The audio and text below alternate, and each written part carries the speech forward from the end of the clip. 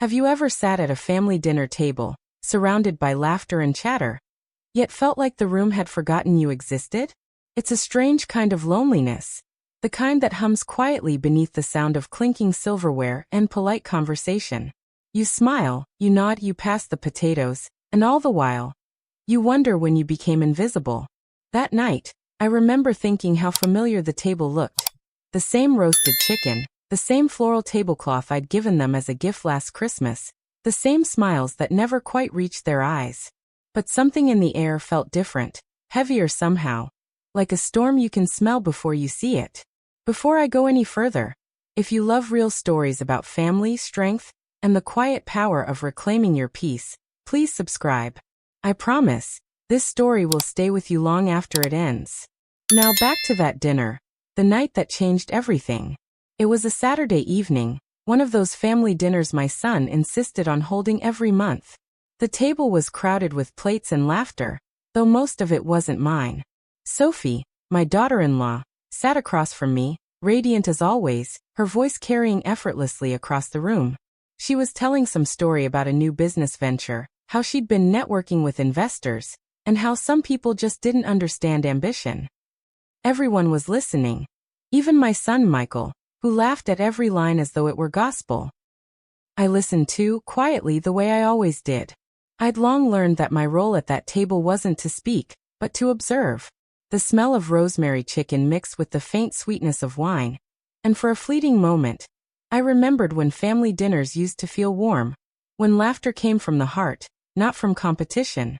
Sophie had a way of making every story about herself. I didn't mind. I'd stopped expecting otherwise. But that night, there was a sharpness in her tone that made me sit a little straighter. She turned to me suddenly, her smile polished and deliberate. "You know, Mom," she said, tilting her head. "I don't know how you do it. Sitting home all day with nothing to do. I'd lose my mind." The laughter that followed wasn't cruel at first, just awkward. My grandson gave a half-hearted giggle before looking down at his plate. But Sophie didn't stop there. "I mean seriously," she went on, swirling her wine. "Maybe we should sign you up for something. A little hobby club, maybe? Knitting? Bingo." The laughter grew louder this time. I felt the blood rise in my cheeks, hot and slow. My fork paused halfway to my mouth. The words stung not because they were original. They weren't, but because of how easily they came. Like my worth had become a family punchline. For a moment, I thought of saying nothing, the way I usually did. But something inside me, something old and tired, refused to stay quiet this time. I looked at Sophie carefully. Her smile was perfect, practiced, the kind that said she'd already decided who I was, a woman long past her usefulness. The room quieted when I didn't laugh.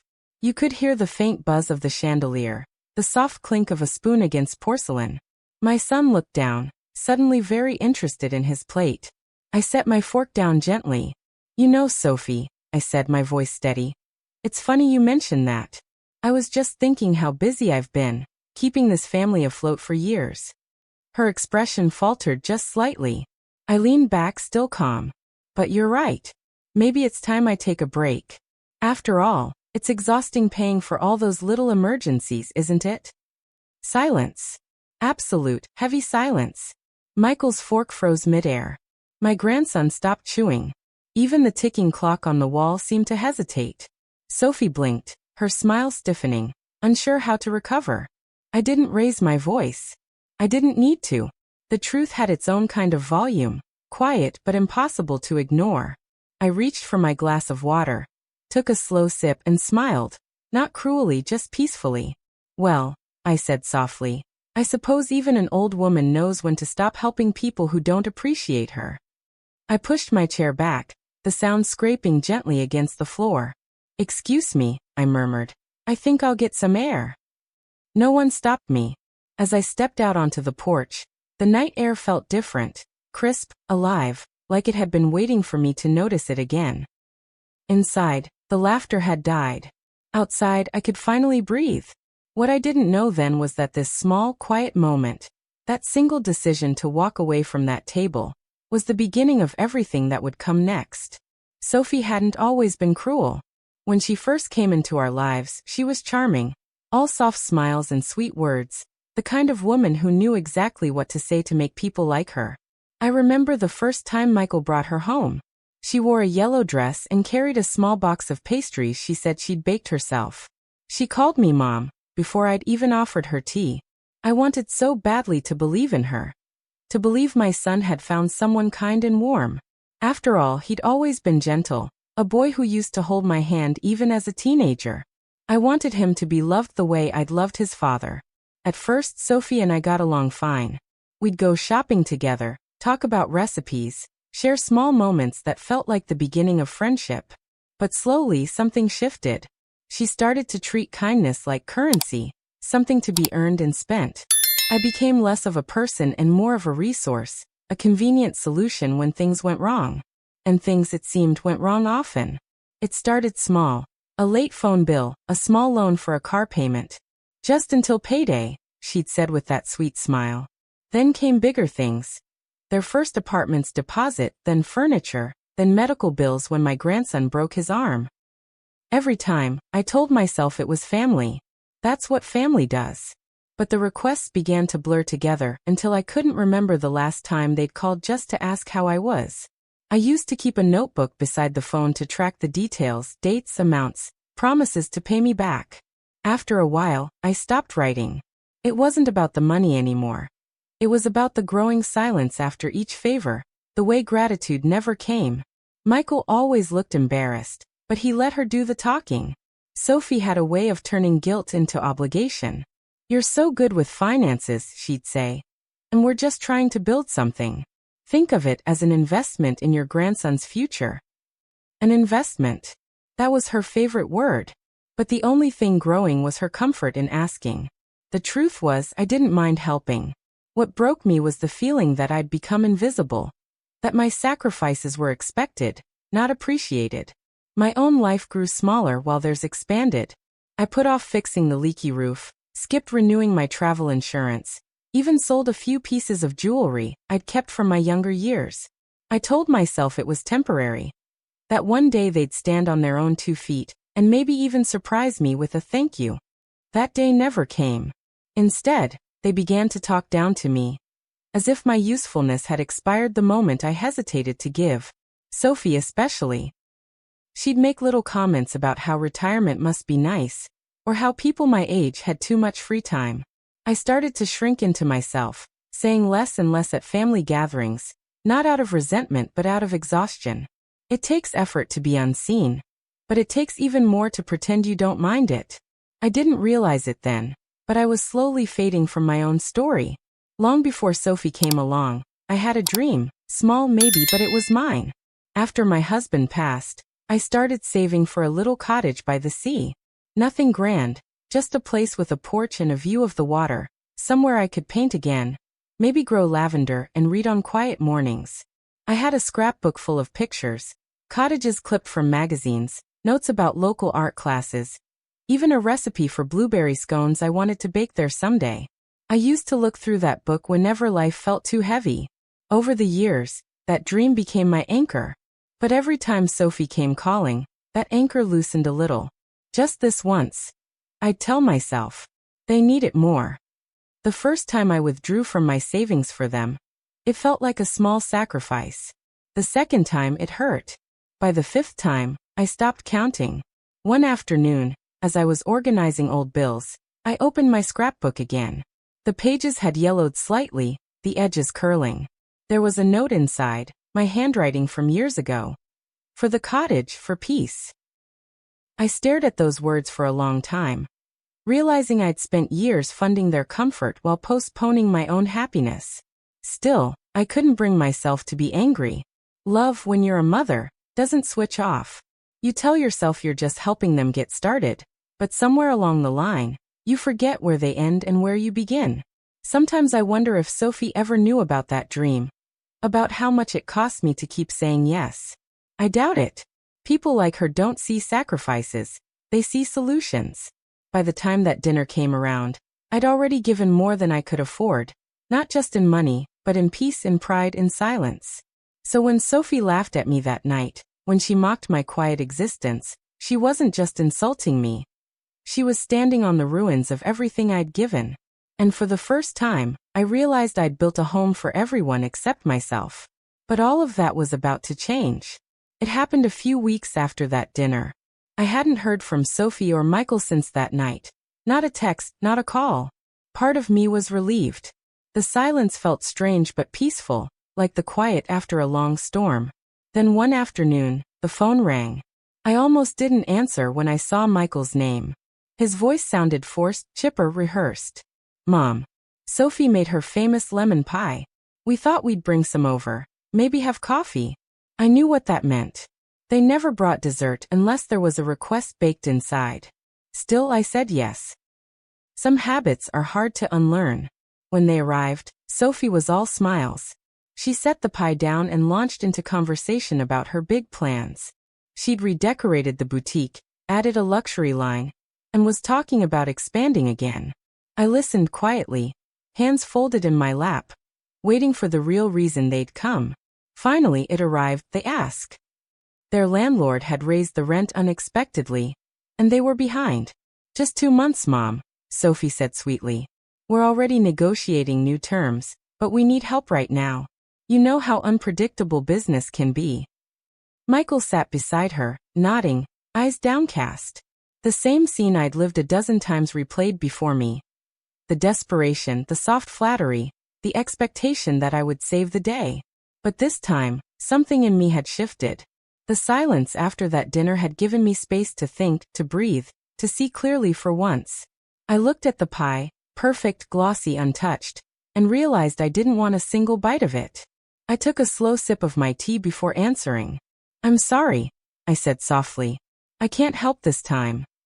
The words hung in the air, light but heavy enough to tilt the entire room. Sophie blinked, as though she hadn't heard me correctly. What do you mean? She asked, her smile tightening.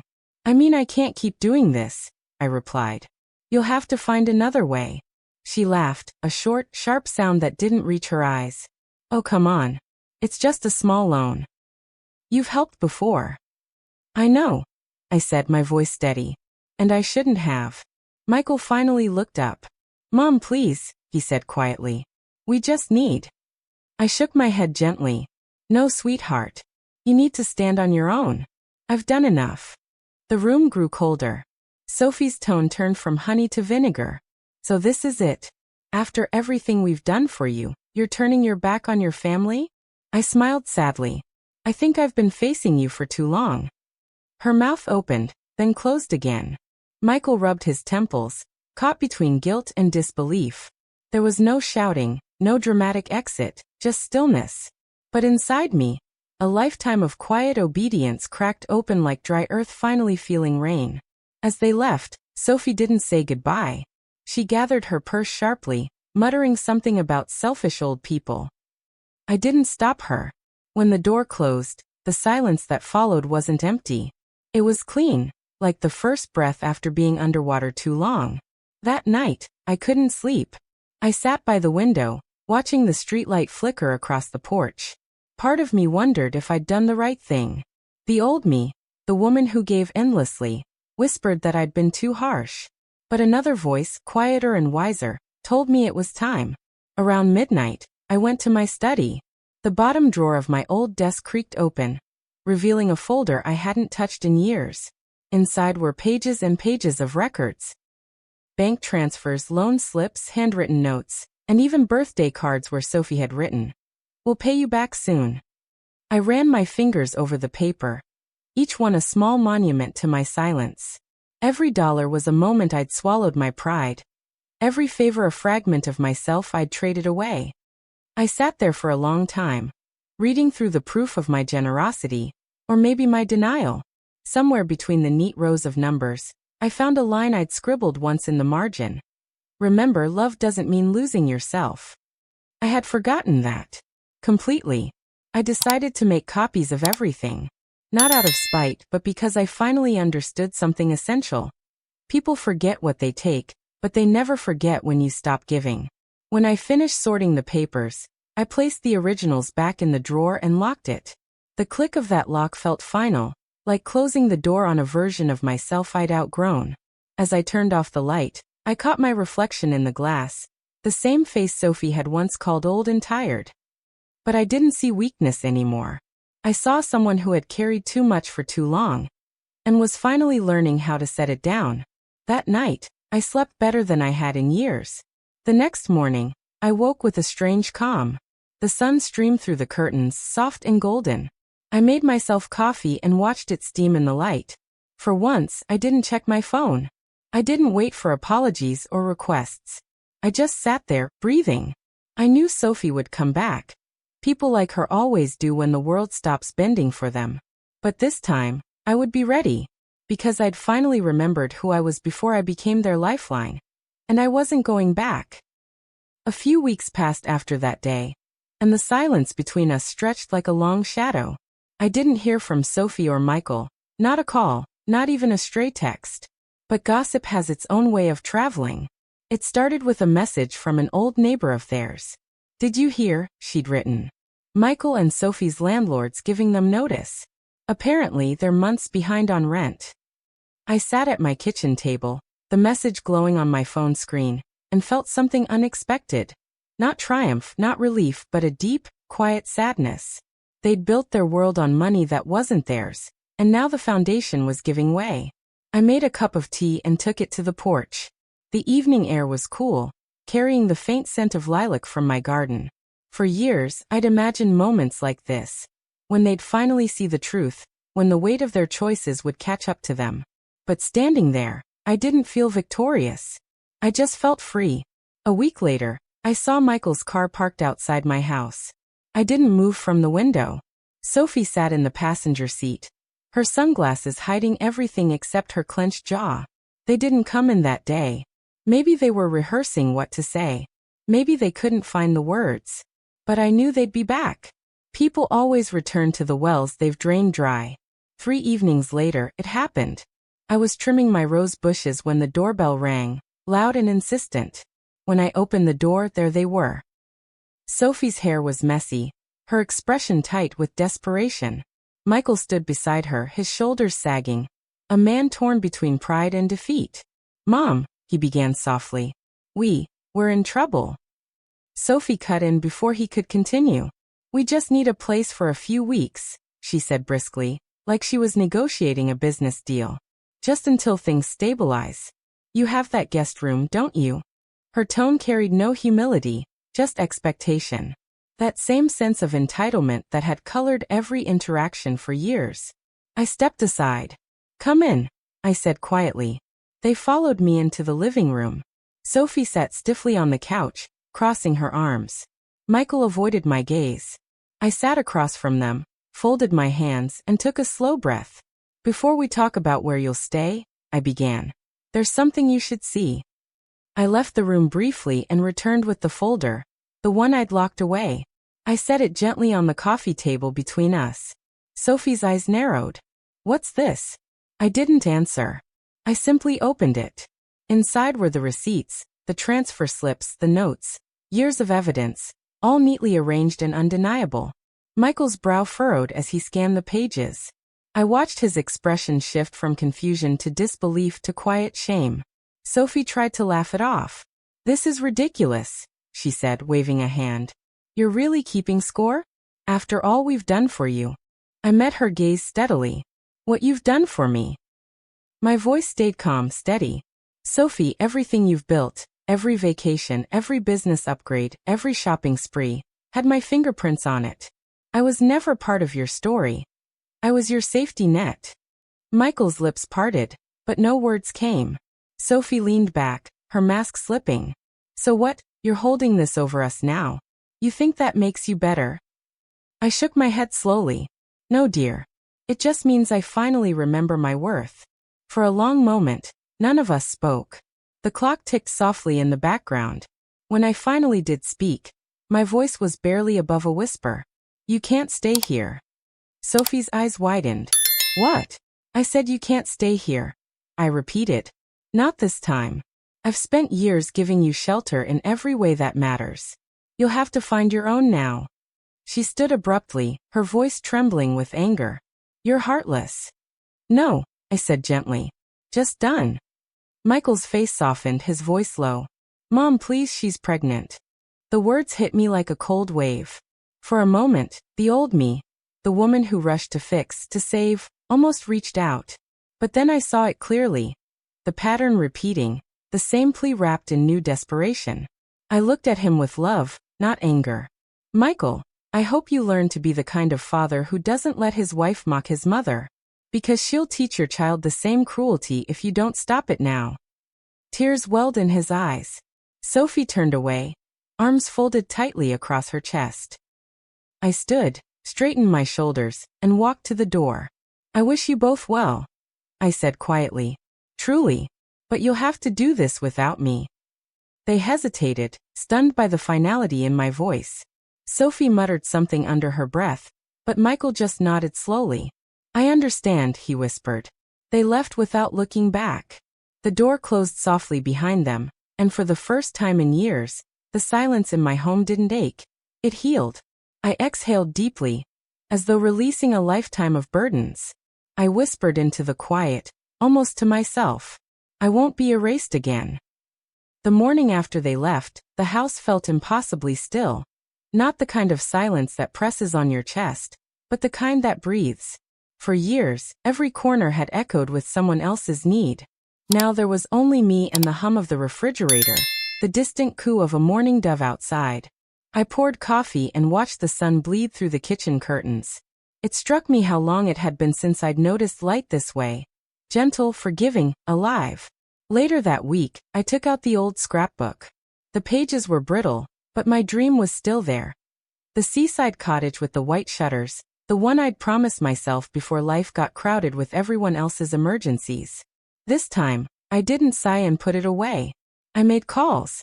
I spoke with an agent who still remembered me from years ago. There was a place available, small, weathered, perfect. Within a month, I'd signed the papers. When I walked into that cottage for the first time, the air smelled of salt and pine. The floors creaked, the windows rattled in the wind, and I loved every imperfect inch of it. I unpacked slowly, savoring the sound of drawers opening for no one but me. Mornings became sacred again. Coffee steaming on the porch, gulls calling across the water. I started painting, badly at first, then better. My hands, once busy with everyone else's chaos, now made color bloom on canvas. There was peace in the smallest things. The feel of soil as I planted rosemary. The rhythm of rain on the roof. The laughter of neighbors who asked nothing of me but friendship. I hadn't realized how starved I was for quiet until it was all I had. And I found it beautiful. One gray afternoon, months later, the phone rang. I recognized the number before I even looked. For a moment, I thought of letting it ring out, but curiosity tugged at me. Mom, Michael's voice was hesitant. We're in town. Could we stop by for a bit? Part of me wanted to say no immediately, but something deeper whispered, closure isn't cruelty. So I agreed. They arrived just before dusk. Sophie looked thinner, older somehow. Her confidence had been replaced by caution. Michael held a small bouquet of wildflowers, the kind that grow freely by the roadside. We sat on the porch, the sea wind curling around us. Sophie spoke first. We just wanted to say we're sorry. Things got difficult. Her voice trembled, not from arrogance but exhaustion. I nodded, letting the silence do most of the talking. Michael looked at the horizon. We lost almost everything, but maybe that's what we needed to start over. There was sincerity in his tone, and for that, I felt a flicker of hope. But when Sophie asked quietly, "Could we stay with you just for a while?" the answer came from a place beyond resentment, from peace. "No, darling," I said softly. "You'll find your way. You need to. I built this space to finally live in it, not to lose myself again." Sophie's eyes filled, but she nodded. Before they left, I hugged my son, longer than I had in years. "Take care of her," I whispered. "And of yourself." When their car disappeared down the winding coastal road, I felt no bitterness, only release. Some goodbyes, I've learned, are blessings disguised as farewells. As the days passed, I found myself reflecting on everything that had unfolded. There's a strange freedom in realizing you don't owe anyone your silence. For years, I believed that love meant sacrifice, that being needed was the same as being valued. But the truth is simpler and kinder. Love without respect isn't love at all. I started volunteering at the local library, teaching budgeting to widows and single mothers who, like me, had once given everything away. We'd sit together, drinking tea between spreadsheets, and I'd tell them, keep records, not to hold power but to remember your worth. Each story they shared reminded me how easily women disappear behind the people they love, and how powerful it is when they reappear, steady and unapologetic. Sometimes on quiet evenings, I still think of Sophie and Michael. I hope they found stability, maybe even gratitude. But I don't wait for their calls anymore. My peace doesn't depend on them. One night, as the tide rolled in, I stood on the porch and whispered to the sea. Sometimes peace begins when you stop rescuing the wrong people. The waves answered with their gentle rhythm, as if agreeing. If my story has touched something in you, if you've ever given too much, stayed too long, or forgotten how strong you really are, I hope you take this as your sign. It's never too late to start again. Never too late to choose yourself. And if stories like this remind you of your own quiet strength, please subscribe to the channel. We share real moments here. Stories of courage, love, and the power of standing tall when the world expects you to shrink. Turn on your notifications so you won't miss what comes next. Until then, take care of your peace. It's the most valuable thing you own.